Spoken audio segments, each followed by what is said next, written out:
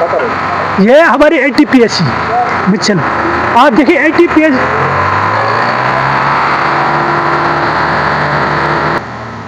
یہ دیکھو سر، یہاں پر ہر کوئی آتا ہے، BMO صاحب بھی آیا، CMO صاحب بھی آیا، انہوں نے بھی یہ انہوں نے بار بار بتایا کہ اس کا کام جلدی شروع ہوگا، ابھی ہوگا شروع، کل ہوگا شروع،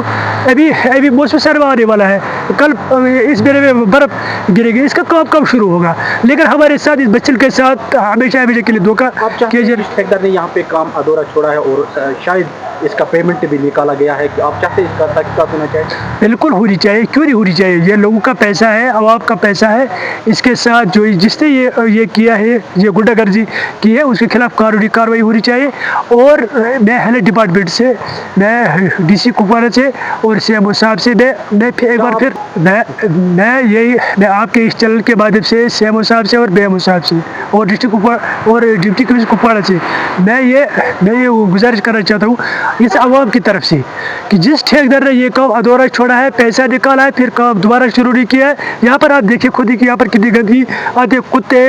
گھوڑے، وہ سب آ کر یہاں بیٹھ جاتے ہیں، لیکن اس کے خلاف قانونی کارروائی ہونی چاہیے۔ اور میں یہ کہنا چاہتا ہوں کہ جو ہیلتھ ڈپارٹمنٹ ہے، میں ایک بار پھر کہتا ہوں کہ ہیلتھ ڈپارٹمنٹ یہاں پر کوئی کام نہیں کر رہا ہے۔ یہاں پر آپ دیکھیں یہ NTPSC مچھل ہے، پچھلے 8 سالوں میں اس میں بورڈ لگایا گیا ہے، لیکن اس میں سٹاف ہے نہیں، اس میں کوئی جو سامان اس میں ہونی چاہیے، مشینری ہونی چاہیے کہ یہاں پر لوگوں کو طرح طرح کی مشکلاتوں کا سامنا ہے۔ اس